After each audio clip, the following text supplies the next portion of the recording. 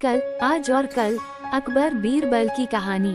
एक दिन बादशाह अकबर ने ऐलान किया कि जो भी मेरे सवालों का सही जवाब देगा उसे भारी इनाम दिया जाएगा। सवाल कुछ इस प्रकार से थे। ऐसा क्या है जो आज भी है और कल भी रहेगा? ऐसा क्या है जो आज भी नहीं है और कल भी नहीं होगा? ऐसा क्या है जो आज तो है लेकिन कल नहीं होगा? इन तीनों सवालों के उदाहरण भी देने थे। किसी को भी चतुराई भरे इन तीनों सवालों का जवाब नहीं सूझ रहा था। तभी बीरबल बोला, हुजूर, आपके सवालों का जवाब मैं दे सकता हूँ, लेकिन इसके लिए आपको मेरे साथ शहर का दौरा करना होगा। तभी आपके सवाल सही ढंग से हल हो पाएंगे। अकबर और बीरबल ने वेश बदला और सूफियों का बाना पहनकर निकल पड़े। कुछ ही देर बाद वे बाजार में खड़े थे। फिर दोनों एक दुकान में घुस गए। बीरबल ने दुकानदार से कहा, हमें बच्चों की पढ़ाई के लिए मदरसा बनाना है, तुम हमें इसके लिए 1000 रुपए दे दो। जब दुकानदार ने अपने मुनीम से कहा कि इन्हें 1000 रुपए दे दो तो बीरबल बोला, जब मैं तुमसे रुपए ले रहा हूँ तो तुम्हारे सिर पर जूता मारूंगा। हर एक रुपए के पीछे एक जूता पड़ेगा।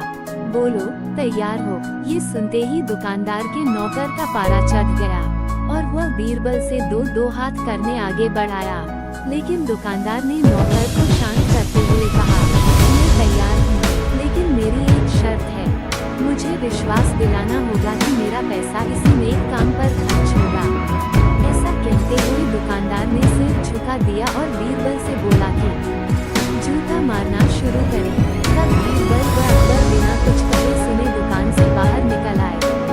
दोनों चुपचाप चले जा रहे थे कि तभी बीरबल ने मौन तोड़ा।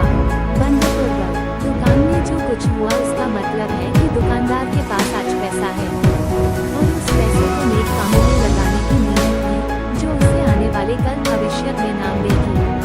इसका एक मतलब ये भी है कि अपने नेक कामों से वह जन्नत में अपनी जगह पक्की कर लेगा। आप इसे यूं भी कह सकते हैं कि जो कुछ उसके पास आज है कल भी उसके साथ होगा।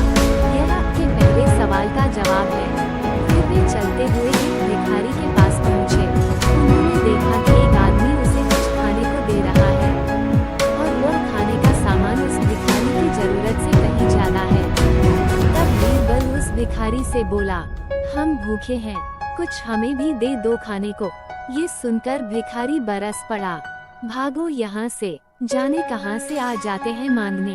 तब बीरबल बादशाह से बोला, ये रहा हुजूर आपके दूसरे सवाल का जवाब। ये भिखारी ईश्वर को खुश करना नहीं जानता। इसका मतलब यह है कि जो कुछ इसके पास आज है वो कल नहीं होगा। दोनों फिर आगे बढ़ गए। उन्होंने देखा कि एक तपस्वी पेड़ के नीचे तपस्या कर रहा है। बीरबल ने पास जाकर उसके सामने कुछ पैसे रखे। तब वह तपस्वी बोला, इसे हटाओ यहाँ से, मेरे लिए यह बेईमानी से पाया गया पैसा है, ऐसा पैसा मुझे नहीं चाहिए। अब बीरबल बोला, हुजूर, इसका मतलब ये हुआ कि अभी तो नहीं है लेकिन बाद में हो सकता है। आज ये तपस्वी सभी सुखों को नकार रहा है, लेकिन कल यही सब सुख इसके पास होंगे। और हुजूर, चौथी मिसाल आप खुद हैं।